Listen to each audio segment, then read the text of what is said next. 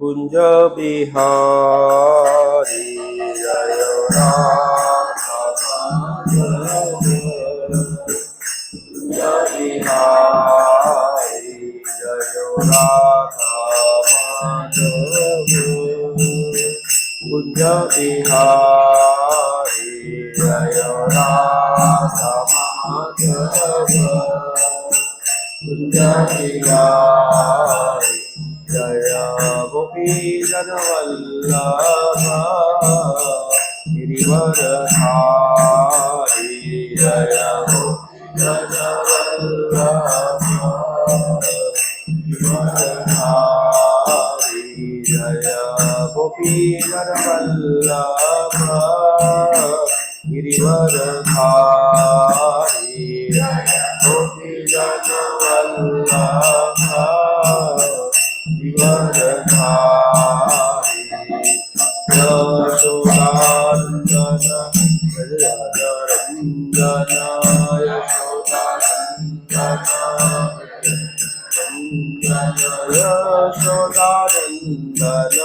व्रजजन रंजन यशोदानंदन व्रजजन यमुना तीरावनचारी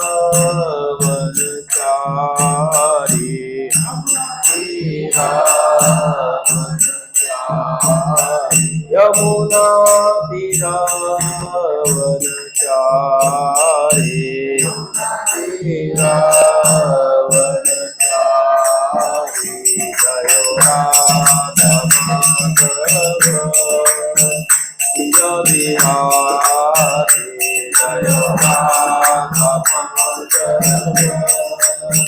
कुंज बिहारी हरे कृष्णा कृष्णा कृष्णा हरे हरे हरे राम राम राम हरे हरे हरे कृष्णा कृष्णा कृष्णा कृष्णा हरे हरे हरे राम हरे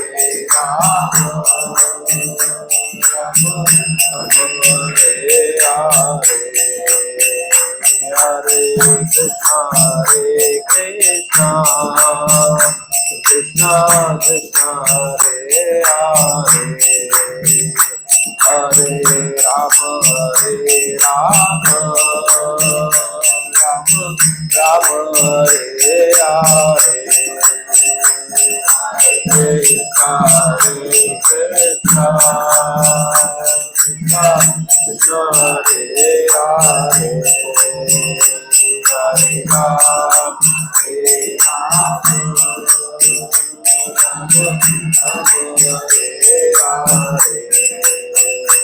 जय जगन्नाथ जय जगन्नाथ बलदेव जय सुभद्रा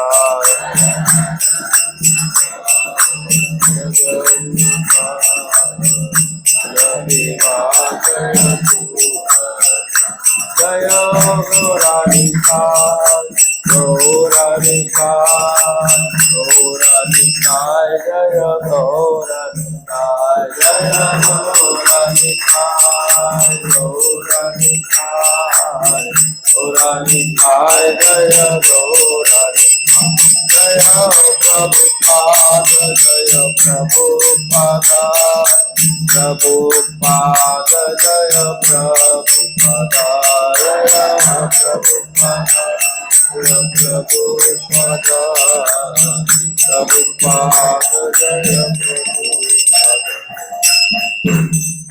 श्री हरिनाम संकीर्तन की जय। ओम नमो भगवते वासुदेवाय। ओम नमो भगवते वासुदेवाय।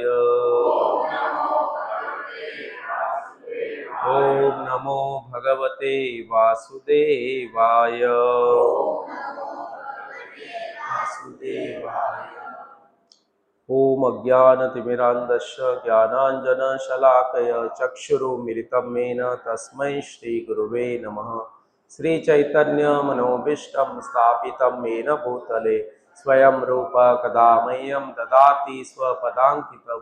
वन्देऽहं श्रीगुरु श्रीयुतपदकमलं श्रीगुरुं वैष्णवां च श्रीरूपं साग्रजातं सगण रघुनाथान्वितं तं सजीवं साद्वैतं सावधूतं परिजनसहितं कृष्ण चैतन्य देवं श्री राधा कृष्ण पादान् सगण ललिता श्री विशाखान्वितां च नमः ओं विष्णुपादाय कृष्ण पृष्ठाय भूतले श्रीमते भक्ति वेदांत स्वामीति नामिने नमस्ते सारस्वते देवे गौरवाणी प्रचारिणे निर्विशेष शून्यवादी पाशात देशतारिणे जय श्री कृष्ण चैतन्य प्रभु नित्यानंद श्री अद्वैत गदाधर श्रीवासादि गौर भक्त वृंद हरे कृष्ण कृष्ण कृष्ण हरे हरे हरे राम राम राम हरे हरे हरे कृष्ण।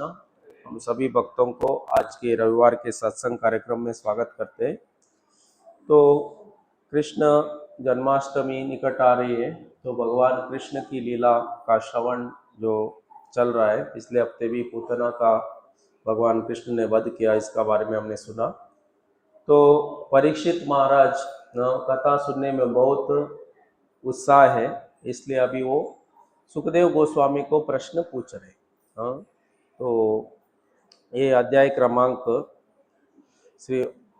7 है, 10वें स्कंद का। तो सुखदेव राजा प्रश्न पूछ रहे हैं। राज उवाच, तो राजा मतलब परीक्षित महाराज सुखदेव गोस्वामी कथा कह रहे और राजा उनको प्रश्न पूछ रहे। हाँ, तो ये भगवान कृष्ण की जो सारे बाल लीला है, तो मुझे उनको सुनना है, तो आप मुझे कृपा करके बताइए करके वो बोल रहे। राजा परीक्षित ने कहा, हे प्रभु सुखदेव गोस्वामी, भगवान के अवतारों द्वारा प्रदर्शित विविध लीलाएं निश्चित रूप में कानों को तथा मन को सुहावनी लगने वाली है। इन लीलाओं को श्रवण मात्र से मनुष्य के मन का मैल तक्षण धुल जाता है। तो कृष्ण कथा सुनने से क्या होता है, हमारे जो मन में मैल गंदगी बैठा है ना, उसको साबुन लगाकर या और कुछ दूसरी विधि से सफाई नहीं किया जा सकता है। जो कृष्ण कथा सुनने से वो सब साफ हो जाता है।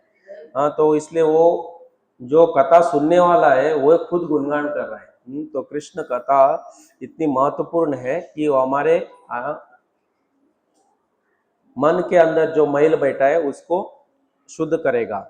सामान्यतः हम भगवान की लीलाओं को सुनने में अनाकानी करते हैं, किंतु कृष्ण की बाल लीलाएं इतनी आकर्षक है कि वे स्वतः ही मन तथा कानों को सुहावनी लगती है। इस तरह भौतिक वस्तुओं के विषय में सुनने से अनुरक्ति जो भवबंधन का मूल कारण है, तो भौतिक वस्तुओं को सुनेंगे तो हम उसके प्रति आकर्षित हो जाएंगे और इस भवसागर में बन जाएंगे। लेकिन भगवान कृष्ण की जो कथा है उसको श्रवण करने से यश श्रुत्वा तत्परो भवेत्, इसको सुनने से परलोक को हम प्राप्त कर सकते हैं, या इस संसार से जो बंधन है वो उससे वो हमको मुक्त करता है। तो इसलिए भगवान कृष्ण की लीला बहुत ही महत्वपूर्ण है। तो इसलिए राजा परीक्षित महाराज सुखदेव गोस्वामी को कह रहे हैं, तो सुहावनी लगती है। मनुष्य में धीरे धीरे भगवान के प्रति भक्ति एवं अनुरक्ति उत्पन्न होती है, और भक्तों के साथ जो हमें कृष्ण भावनामृत का योगदान देते हैं, मैत्री बढ़ाती है। यदि आप उचित समझते हैं तो कृपा करके भगवान की इन लीलाओं के विषय में कहे। इस प्रकार से कौन बोल रहा है, राजा परीक्षित सुखदेव गोस्वामी को बोल रहे कि आप मुझे इन भगवान कृष्ण की लीलाओं को बताइए, जिससे मेरा मन उनमें लग जाए और मेरे मन में जो गंदगी है वो चले जाएगा। तो इस प्रकार से ये कृष्ण जो कथा बहुत महत्वपूर्ण है। श्रील प्रभुपाद जी तात्पर्य में बताते हैं कि तो कृष्ण जो इस संसार में हम बंधे हैं, क्योंकि हम कृष्ण से बहिर्मुख हो चुके हैं। बहिर्मुख मतलब कृष्ण से अपना मुख को दूर किया है। हाँ, तो इसलिए क्या होता है, कृष्ण बहिर्मुख हय भोगवांचा करे, निकटस्थ माया तारे झापटिया धरे। हाँ, जैसे हम भगवान कृष्ण से दूर अपना मुख को करते हैं तो माया पीछे ही खड़ी रहती है, तो वो क्या करती है, पकड़ लेती है, झापट करके पकड़ती है, जैसे चूहा को बिल्ली पकड़ती है। हाँ, तो ये ऐसे हाँ इधर बताया गया है। तो इसलिए ये भगवान कृष्ण सूर्य के समान है, और जब उनकी हम निरंतर भगवान के बारे में श्रवण करेंगे तो हमारे अंदर जो भी गंदगी है या जो भी अनर्थ है वो धीरे धीरे धीरे हम दूर चला जाएगा। इसलिए परीक्षित महाराज निवेदन कर रहे हैं कि आप मुझे इन कृष्ण की लीलाओं को सुनाइए। और ये भगवान कृष्ण की लीला इतना आकर्षक है, इतना छोटा बच्चा है जिसको स्तनपान किया जा रहा है, वो पूतना का वध कर देता है। हाँ, तो अभी कुछ ही दिनों का बच्चा है। हाँ, तो इसलिए ये सब बहुत ही आकर्षक है, तो इसलिए वो उनको विस्तार में बताने के लिए निवेदन करते हैं। तो इसके बाद वो अभी धीरे धीरे इन लीलाओं को वर्णन करेंगे। तो वो बताते हैं कि ये छोटा सा बच्चा था, माँ के गोद में बैठा था, और इसने जो विशाल काय वाला जो पुतना का वध कर दिया। तो इसलिए बहुत आश्चर्यजनक है। तो इसलिए इस इन लीलाओं को मुझे, सारे लीलाओं को विस्तार में आप मुझे समझाइए या बताइए करके निवेदन कर रहे हैं। तो परीक्षित महाराज का इन प्रश्नों को सुनकर सुखदेव गोस्वामी अन्य लीलाओं का भी वर्णन करना शुरू करते हैं। तो वो कहते हैं, कृपया भगवान कृष्ण की अन्य लीलाओं का वर्णन करें जो मानवी बालक का अनुकरण करके और पूतना वध जैसे अद्भुत कार्यकलाप करते हुए इस पृथ्वी लोक में प्रकट हुए। तो इन भगवान की लीलाओं को आप मुझे विस्तार में बताइए। तो अभी सुखदेव गोस्वामी कथा करना प्रारंभ करते हैं। तो अभी पूतना का जस्ट वध हो चुका है। अभी ये दूसरा भगवान लीला अभी करने वाले हैं, तो इस बाल लीला का अभी वो वर्णन कर रहे हैं। तो छोटा सा बच्चा है ना, कुछ समय कुछ महीनों के बाद वो क्या होता है, चलने को या ऐसा उल्टा हो जाता है, चलने का प्रयत्न करता है। तो ये उस समय की लीला है। तो सुखदेव गोस्वामी को इन्होंने निवेदन करने पर अभी वो बताना शुरू करते हैं। श्री सुख उवाच, अभी सुखदेव गोस्वामी बता रहे हैं किस प्रकार जब यशोदा ने नंद शिशु उठने तथा करवट बदलने का प्रयत्न करने लगा तो वैदिक उत्सव मनाया जाता है। तो हर एक इसमें वैदिक इसमें उत्सव होता है। प्रभुपाद जी तात्पर्य में लिखते हैं, आजकल लोग सोचते क्या है, जनसंख्या बढ़ रही करके। हाँ, शिशु का जन्म होना या ये कोई ये नहीं, एक उत्सव था। हर एक बच्चे का जन्म और हर एक कार्य एक एक उत्सव रहता था। तो जब पहली बार उसको बाहर लेके जाते वो एक उत्सव है, फिर उसको पहला अन्न खिलाया जाता है वो एक उत्सव होता है। तो और ये जन्म से पहले से ही शुरू होता है। हाँ, तो जब वो इधर प्रभुपाद जी तात्पर्य में लिखते हैं, जब वो गर्भ में बच्चा रहता है तो 7 महीने का या 3 महीने का, तो माँ अन्य आजू बाजू बच्चों के साथ एक अन्न का स्वाद भक्षण बोलते हैं उसको, वो एक उत्सव होता है। तो इस प्रकार हर समय उत्सव रहता है। तो अभी ये पहली बार अभी भगवान बालक मतलब कृष्ण करवट बदल रहे हैं। तो यशोदा इसको देखने के बाद एक उत्सव करने जा रही है। जब यशोदा ने नंद शिशु उठते तथा करवट बदलने का प्रयत्न करने लगा तो वैदिक उत्सव मनाया गया। ऐसे उत्सव में जिसे उत्थान कहा जाता है, इसको उत्थान उत्सव कहते हैं, उत्थान कहा जाता है। और जो बालक द्वारा घर से पहली बार बाहर निकालने के अवसर पर मनाया जाता है। बालक को ठीक से नहलाया जाता है। जब कृष्ण 3 मास के पूरे हुए तो माता यशोदा ने पड़ोस की अन्य औरतों के साथ इस उत्सव को मनाया। उसी दिन चंद्रमा तथा रोहिणी नक्षत्र का योग था। इस महोत्सव को माता यशोदा ने ब्राह्मणों द्वारा वैदिक मंत्र का उच्चारण तथा पेशेवर गायकों के सहयोग से संपन्न किया। तो मंत्र उच्चारण होता था और कुछ गायक आकर गीत गाते थे। तो इस प्रकार इस उत्सव को बनाया जाता था। तो अभी ये उत्सव वो यशोदा बना रही है, तभी क्या होता है कि उधर एक असुर आ जाता है। हाँ, तो अभी उधर असुर आ गया, तो अभी इस असुर को मारना है, तो भगवान कृष्ण सोचते हैं क्या करना है करके। हाँ, तो इस प्रकार वो सब यशोदा एक एक कार्य करके बच्चों के हाथ से बहुत सारा दान सब कराती है, धान्य का सब करके ब्राह्मण मंत्र उच्चारण करते हैं। और तो बालक को थोड़ा नींद आ जाती है, किसको, भगवान कृष्ण को।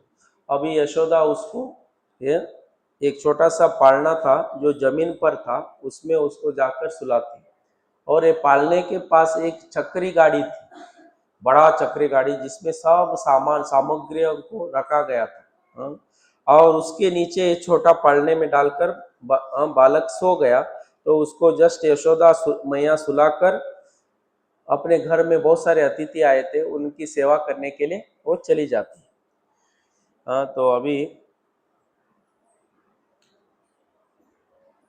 बच्चे का स्थान उत्सव पूरा हो जाने के बाद माता यशोदा ने ब्राह्मणों का स्वागत किया और उनके प्रचुर अन्न तथा अन्य भोज पदार्थ, वस्त्र, वांछित गव्य तथा मालाएं भेंट दी।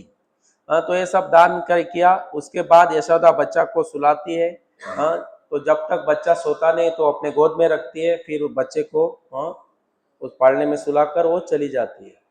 तो भगवान कृष्ण जानते थे कि ये असुर ना शकट में आके बैठा है। शकट मतलब बैलगाड़ी, या छोटा सा गाड़ी था, उसमें आके असुर बैठा था।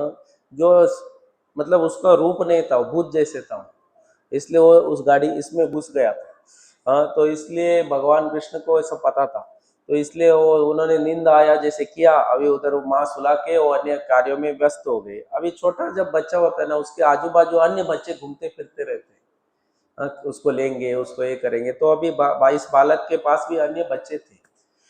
तो अभी ये बच्चा धीरे से उठा और जैसे भूख लगा जैसे कार्य करने लगा।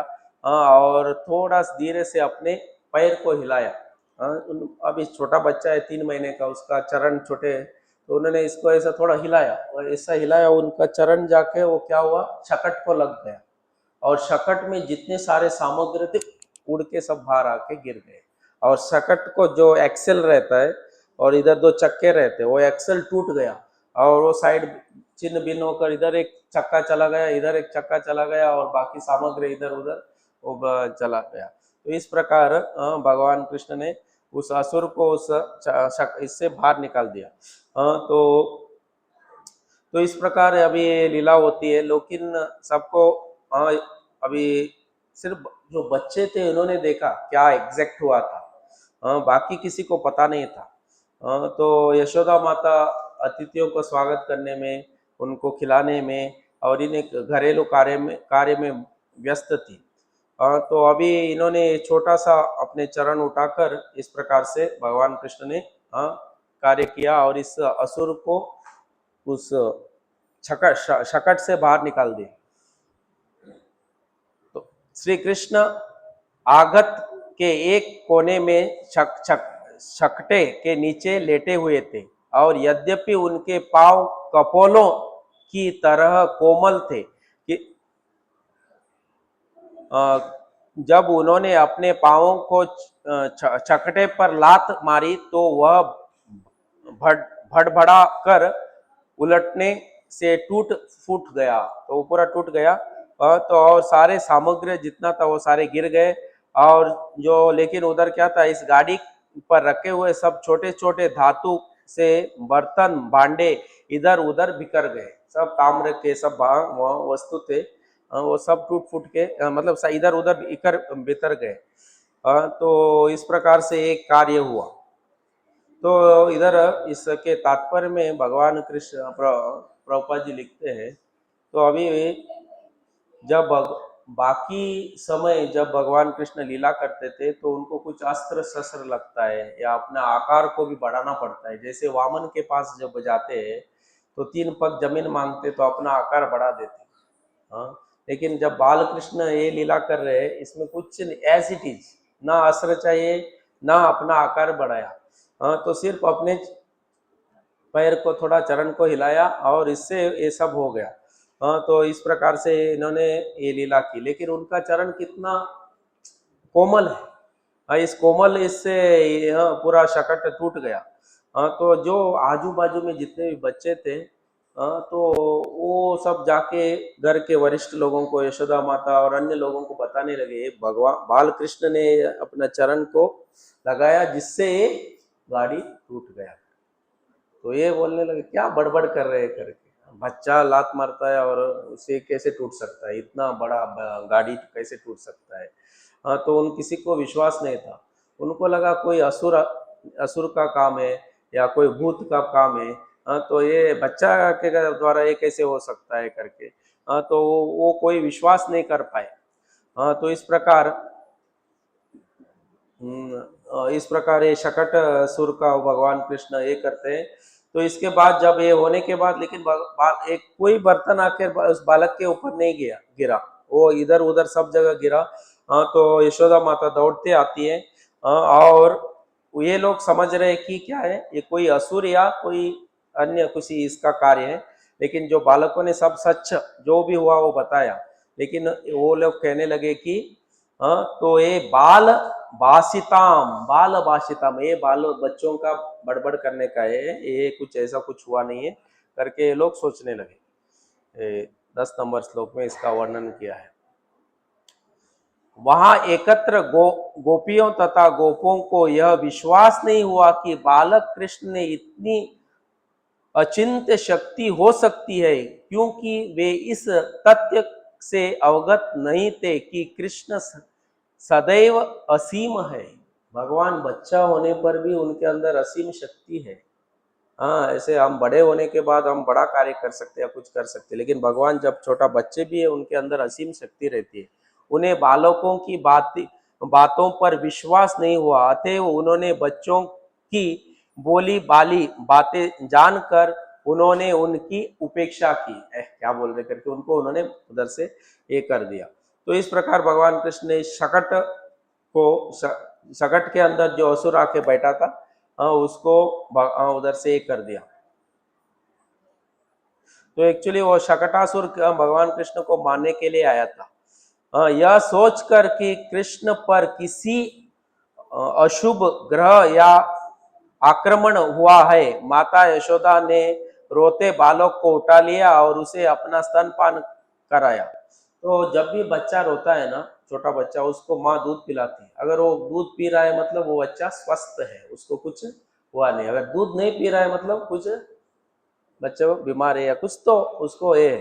तो यशोदा माता दूध पिलाए तो तब उन्होंने वैदिक स्तुतियों का उच्चारण करने के लिए तथा शुभ अनुष्ठान संपन्न करने के लिए अनुभवी ब्राह्मणों को बुला लिया। तो ब्राह्मण पहले से आए थे, तो सब ब्राह्मणों को बुलाकर मंत्र उच्चारण किया। अभी वो स्वयं भगवान है, उनको कुछ नहीं चाहिए, फिर भी उनकी रक्षणा के लिए उनको मंत्र उच्चारण करवाया।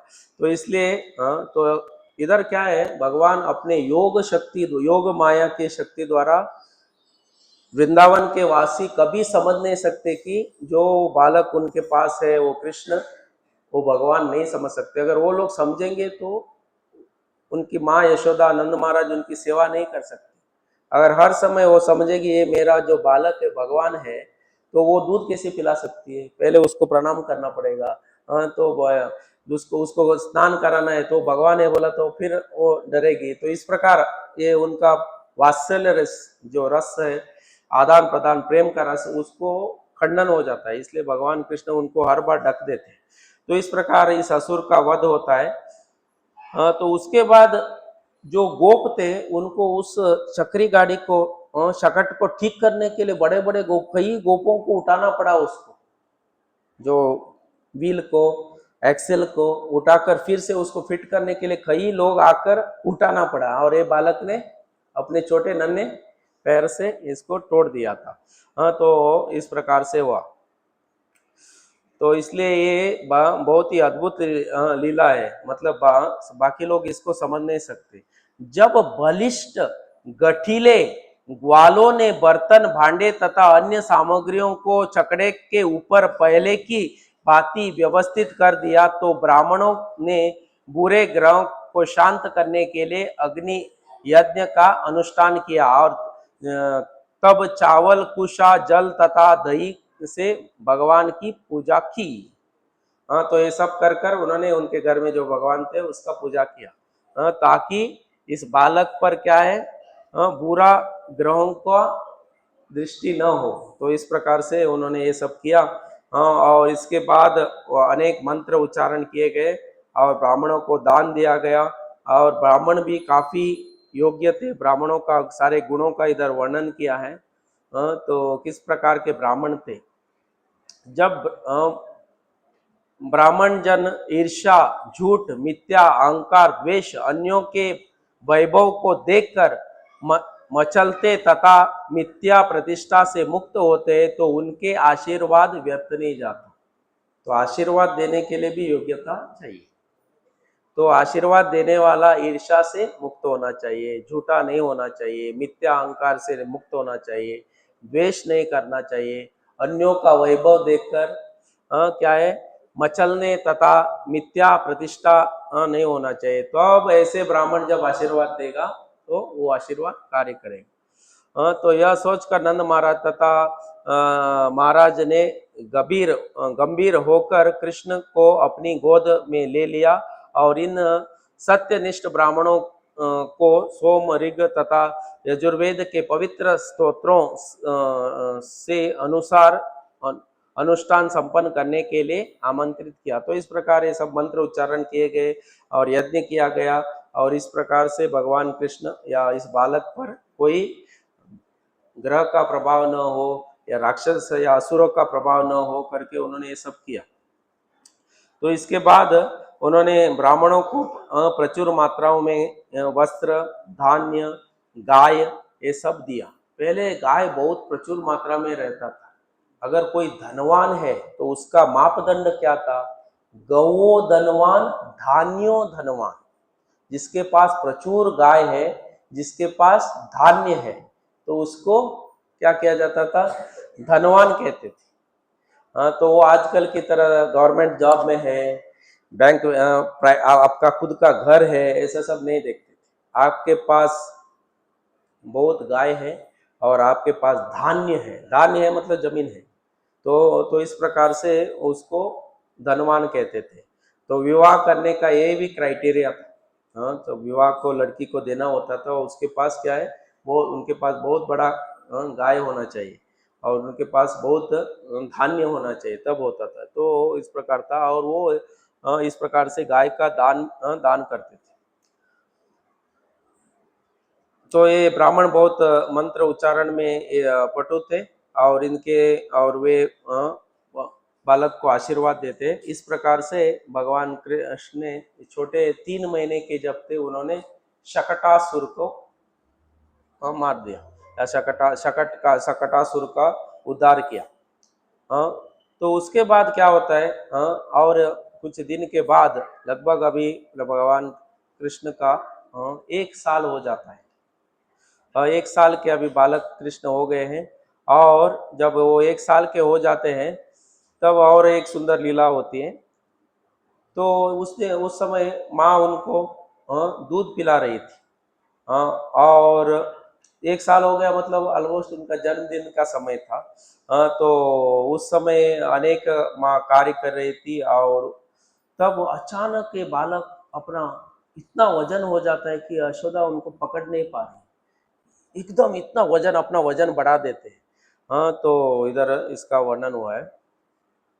एक दिन कृष्ण ने आविर्भाव के 1 वर्ष बाद, मतलब लगभग 1 साल हो गया था, माता यशोदा अपने पुत्र को अपनी गोद में दुलार रही थी। इसको लालनी कहते। लालनी मतलब माँ बच्चे को लेगी, ऊपर करेगी, नीचे करेगी, बच्चा हंसेगा, माँ भी हंसेगी। तो इस प्रकार यशोदा कर रहे थे। तभी क्या होता है, सहसा उन्हें वह बालक पर्वत की चोटी से भी भारी लगने लगा।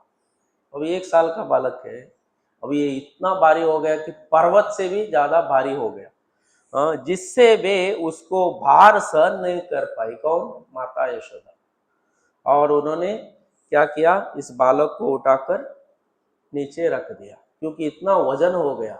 अभी भगवान को और एक लीला करना है, तो अभी लीला करते समय माँ के गोद में रख कर करेंगे तो असुर को देखकर माँ डर जाएगी, तो इसलिए वो माँ को भी शांत में इसमें रखना चाहते, तो इसलिए उन्होंने अपना वेट बढ़ा दिया।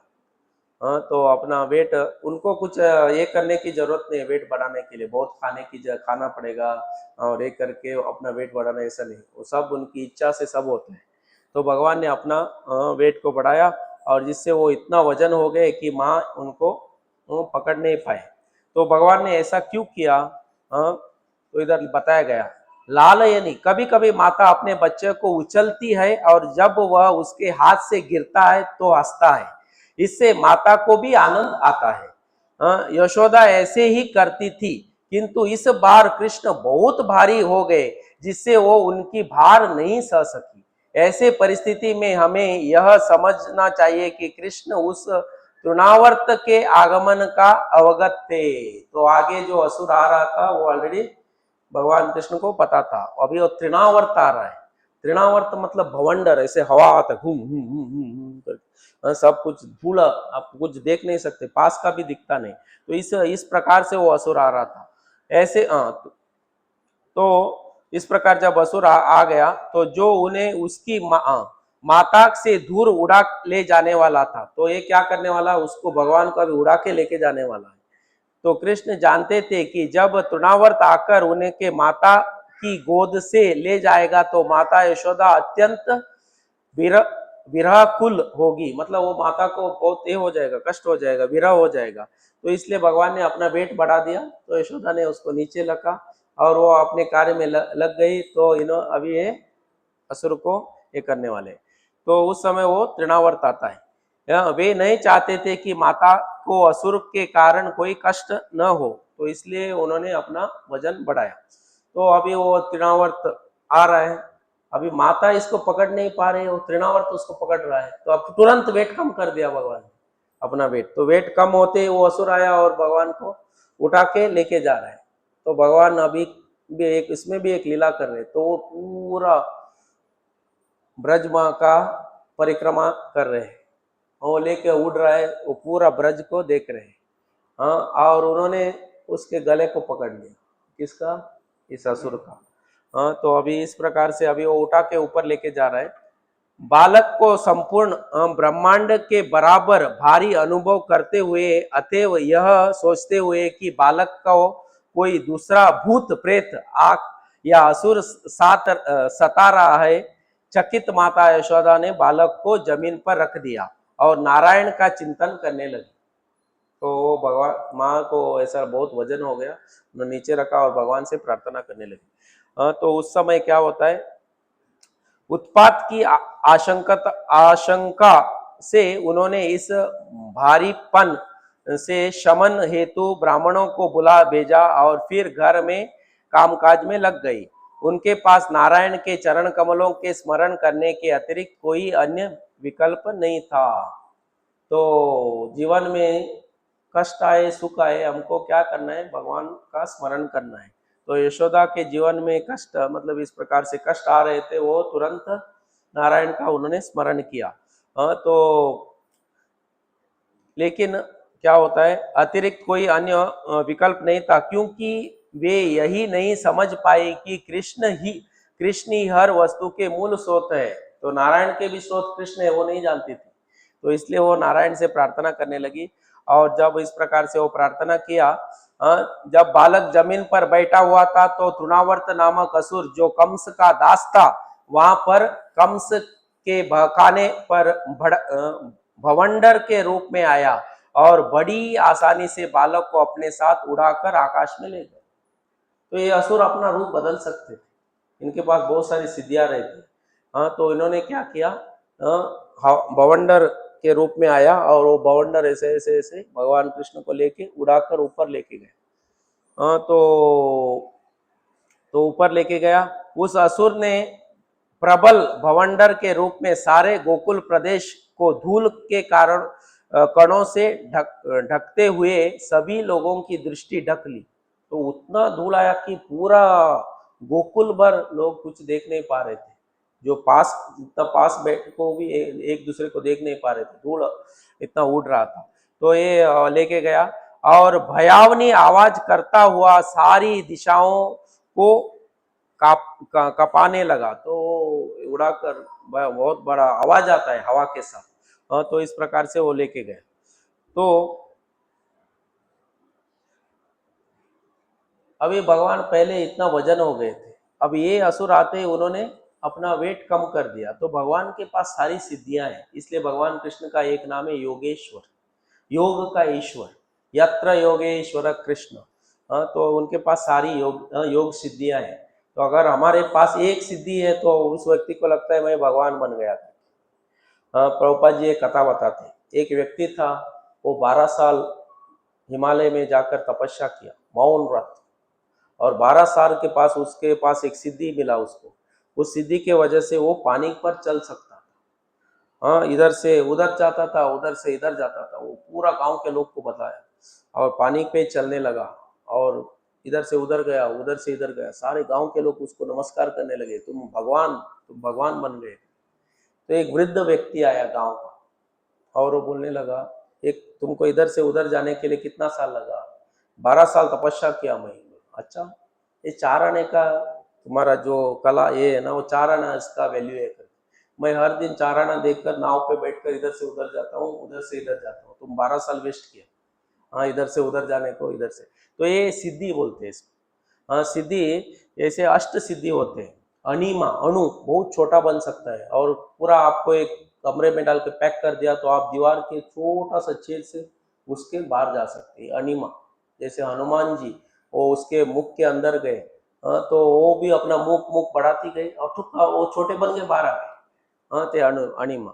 लघिमा, लघिमा मतलब इतना हल्का बन सकते हैं ना, तो आप राई इसके कॉटन की तरह हवा में उड़ सकते हैं ना।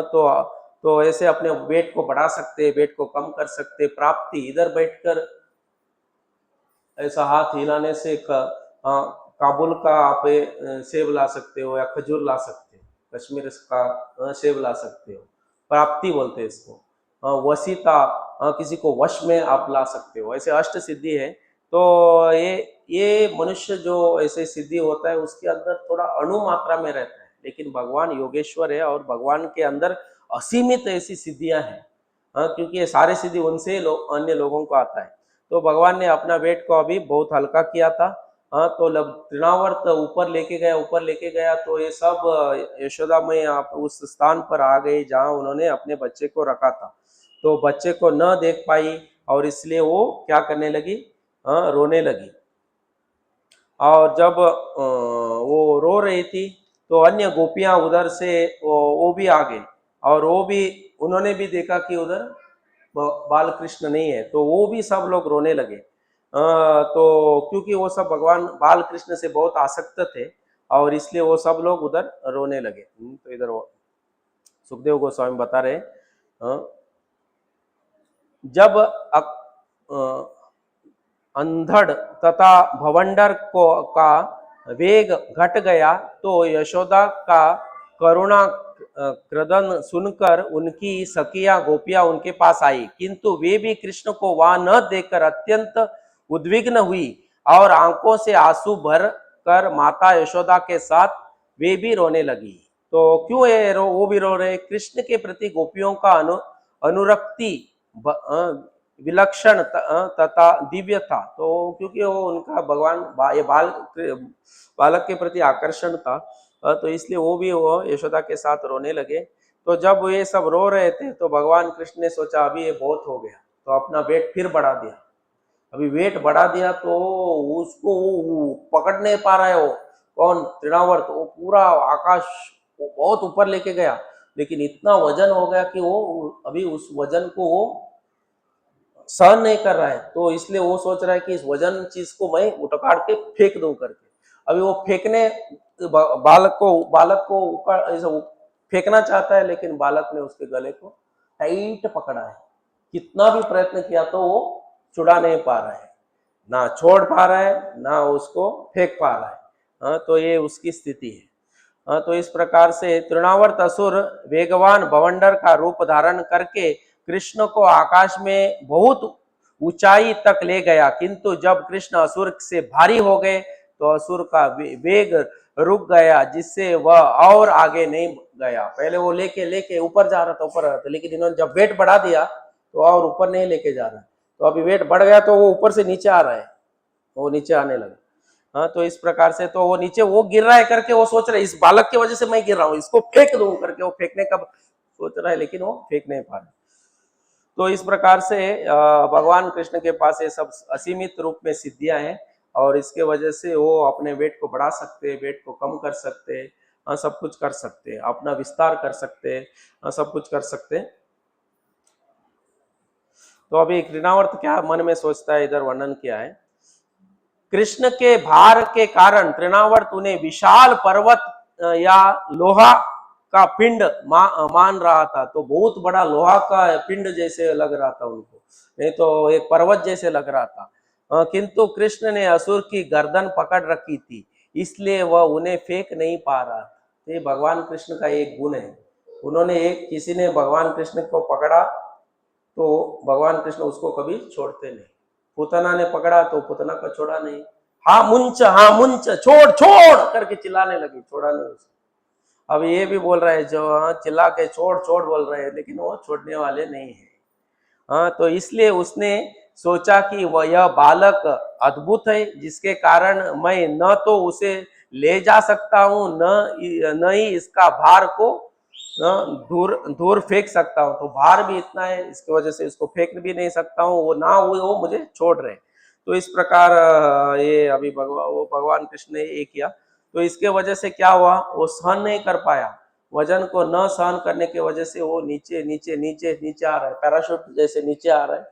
ऊपर गया तो अभी वो नीचे आ रहा है, जैसे हो रहा है, नीचे आ रहा है, नीचे आ रहा है, नीचे आ रहा है।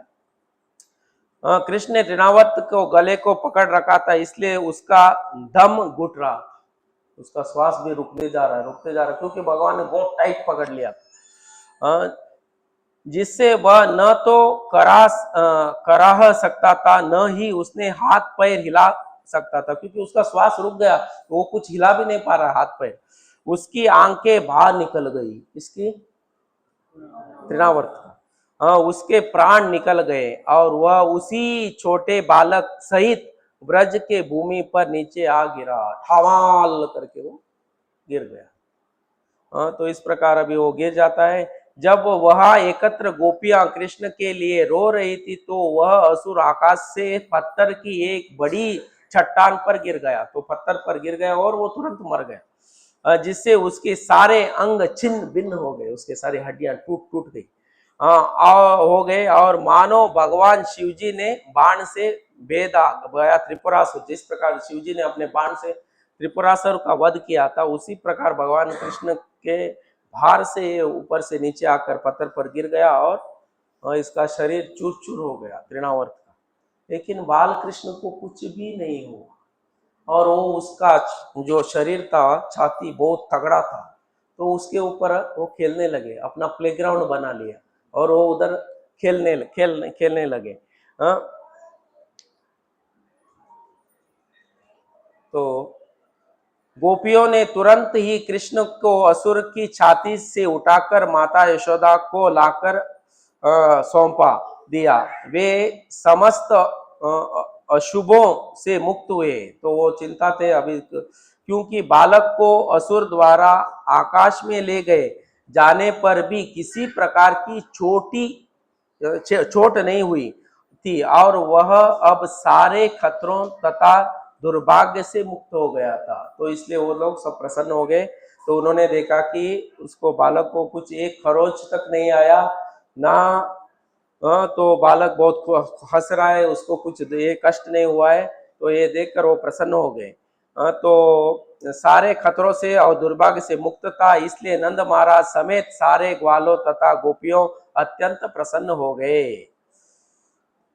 तो प्रभुपाद जी लिखते हैं, असुर आकाश से पीठ से के बल पर गिरा, मतलब वो ऊपर से जब गिरा तो बालक ने, भगवान कृष्ण ने आगे से पकड़ा था, तो लेकिन वो जब गिरा ऐसा ऐसा नहीं गिरा, वो ऐसे गिरा, पीठ पर गिरा, उसका पीठ के ऊपर बार पर गिरा था।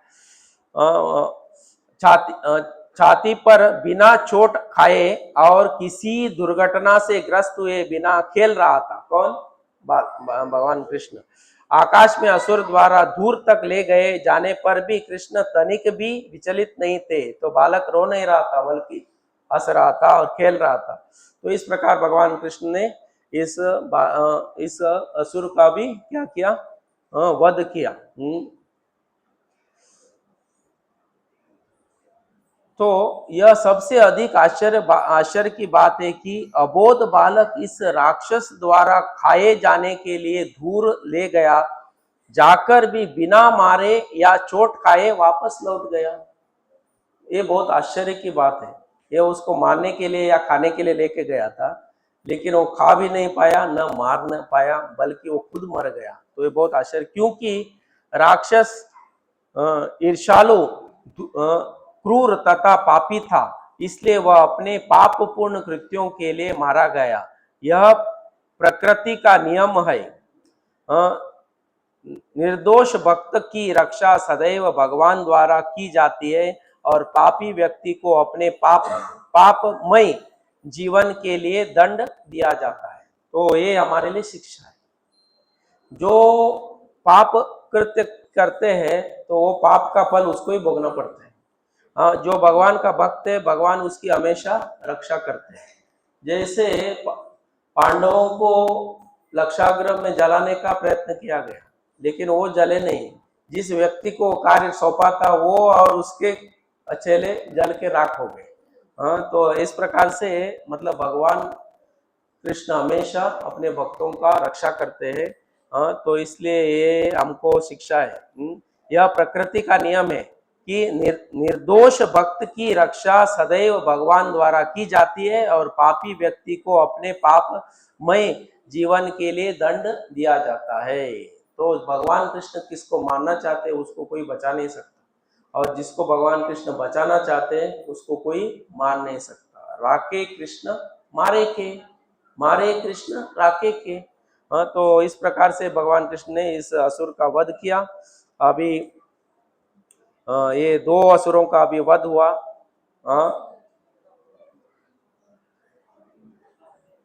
तो बालक को लेके आके तो माँ यशोदा को दिया। माँ यशोदा उसको स्तनपान कराती है और वो दूध पीता है तो प्रसन्न हो जाती है। हाँ, और इसके बाद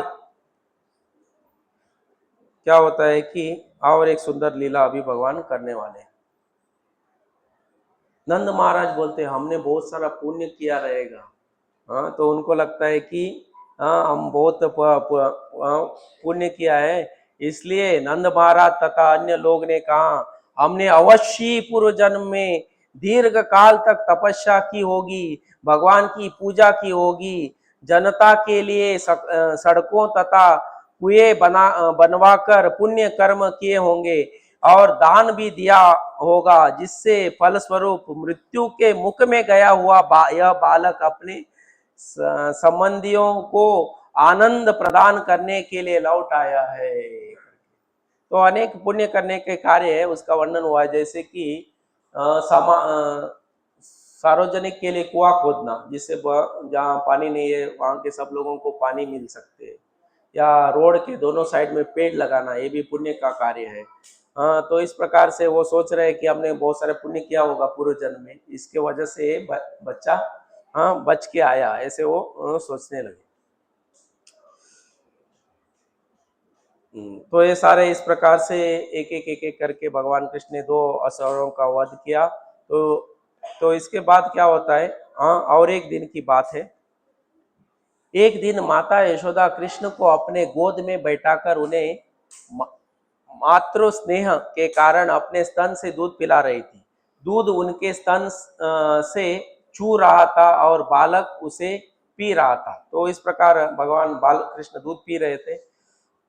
हे राजा परीक्षित, जब बालक कृष्ण ने अपनी माता का दूध पीना लगभग बंद कर चुके थे और माता यशोदा उनके सुंदर कांतिमान हंसते मुख को छू रही थी और निहार रही थी, तो बालक ने जमाई ली, मतलब दूध पीकर वो अभी नींद आ रहा था, तो बालक कृष्ण को जमाई आ रही थी।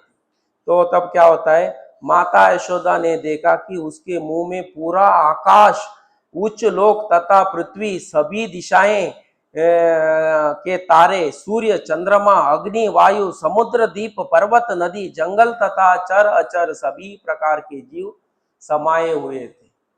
तो सब कुछ किसके मुंह में दिखा? हाँ, कृष्ण के मुंह में। उनको चक्कर आ रहे ना, ये क्या मैं देख रही हूँ, मैं ठीक हूँ या मैं निद्रा में हूँ करके वो सोचने लगी। हाँ, यशोदा तो अभी वो मुंह को जमाई आ रही थी तो उन्होंने थोड़ा मुंह खोला, तो उसमें ये सब उनको दिखा, यशोदा माता को। तो ये सब देखकर वो बहुत आश्चर्यजनक हो जाती है।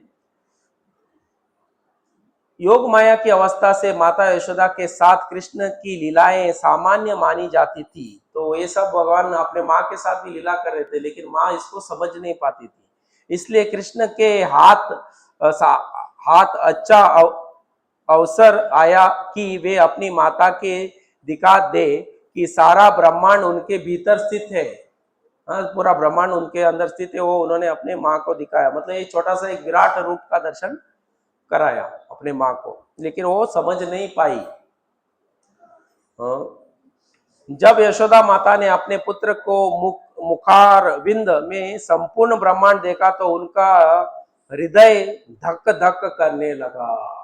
तो वो समझ नहीं पाए कि ये बालक मेरा पुत्र जो है भगवान है, तो ये डर गए तथा आश्चर्यचकित होकर वे अपने अधीर नेत्र बंद करना चाह रही थी। तो उन्होंने थोड़ा अपने आंख बंद करना चाहा और आंख बंद कर दिया। हाँ, तो वो उसको देख नहीं पाए क्योंकि उनका शुद्ध प्रेम था।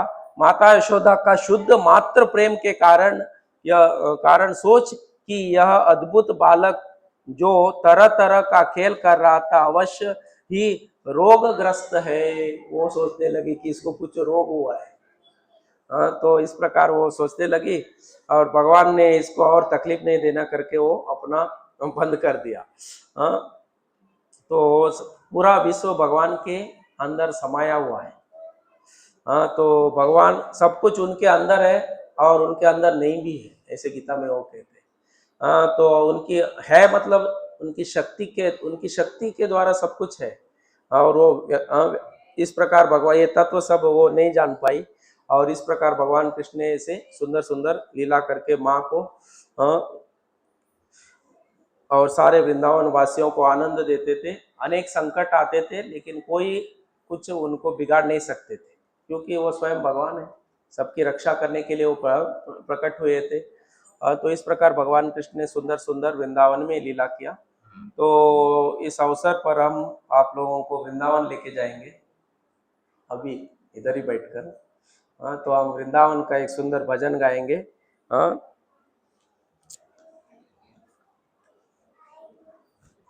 तो ये श्री वृंदावन का महिमामृत है, बहुत सुंदर भजन है।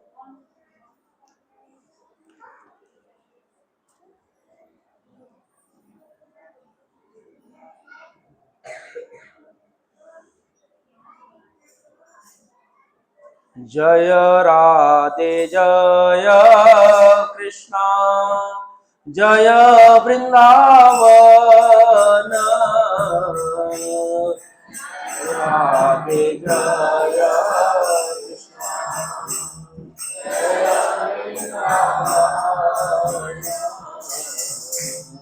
श्री गोविंद गोपीनाथ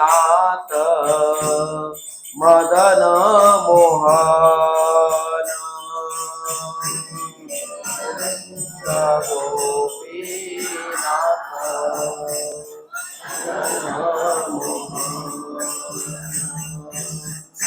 जय राधे जय कृष्णा जय वृंदावन राधे जय कृष्णा जय वृंदावन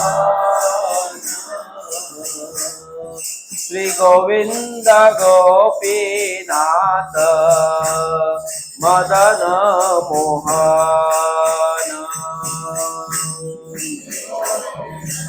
गोपीनाथ मदन मोहन श्याम कुंड राधा कुंड गिरि गोवर्धन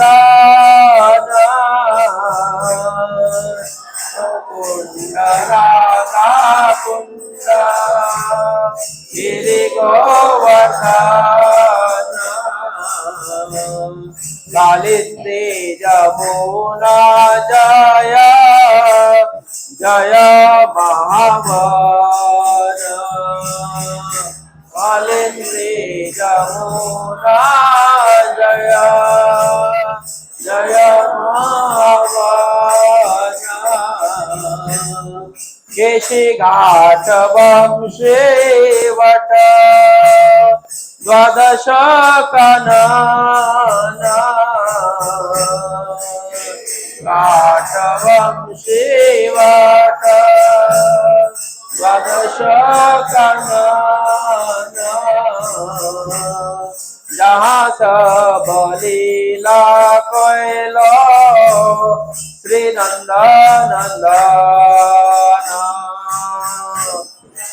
सब लीला कोयलो श्री नंदन श्री नंद यशोदा जय जय गोपगण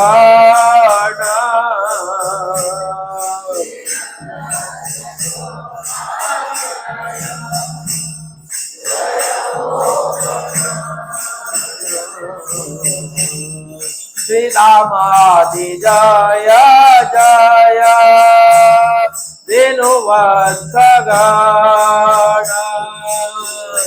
श्री रामादि जय जय वेणुवत्सगण जय वृषभानु जय कीर्तिता सुंदरे वृषभानु जय कीर्तिता सुंदरे जय पूर्णमासी जय अभिरानगरे पूर्णमासी जय अभिरानगरे जय जय गोपेश्वर वृंदावन माज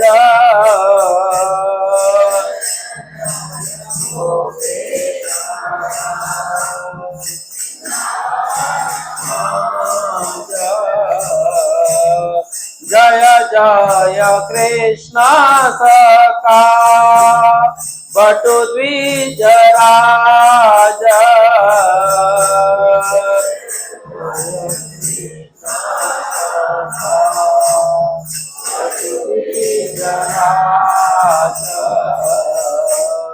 जय जय गोपेश्वर जय जय राम घाट जय रोहिणी नंदन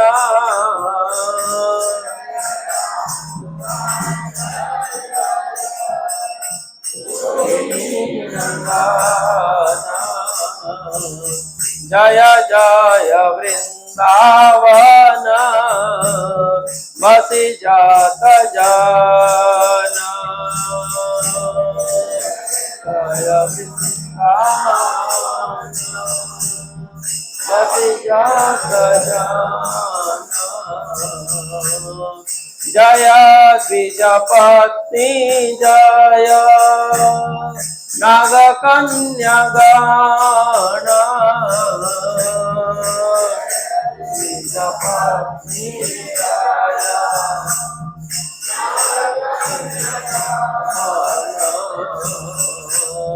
भक्ति तेजहार पाइलो गोविंद चरण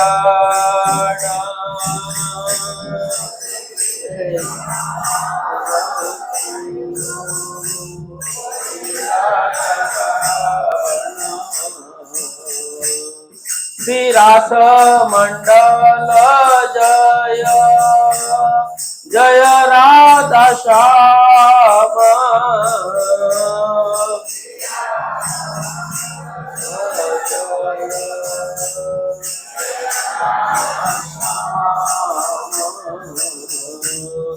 जय जय रास लीला सर्वमनोरम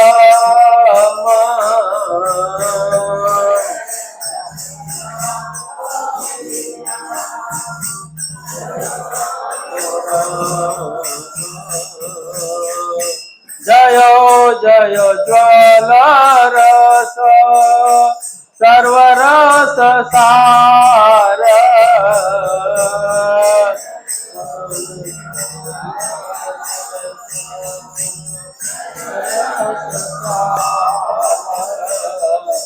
पर किया भावे जहा ब्रजते प्रचार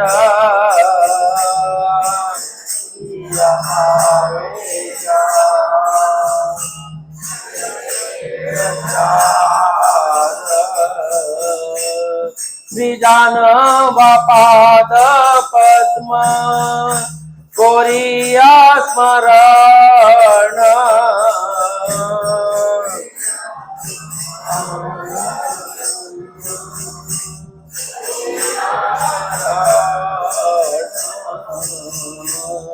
दीन कृष्ण दास को है नाम संकीर्तन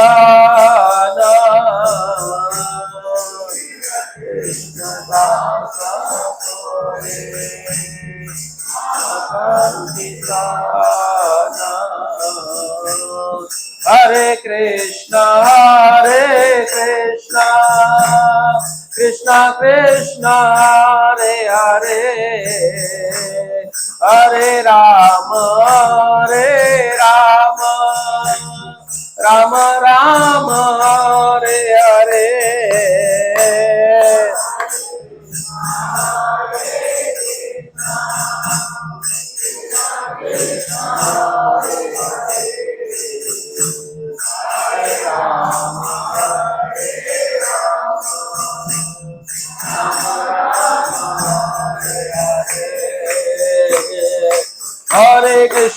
हरे कृष्णा कृष्ण कृष्ण हरे हरे हरे राम राम राम हरे हरे कृष्ण कृष्ण हरे हरे हरे राम राम हरे हरे हरे कृष्ण कृष्ण हरे हरे हरे राम राम हरे हरे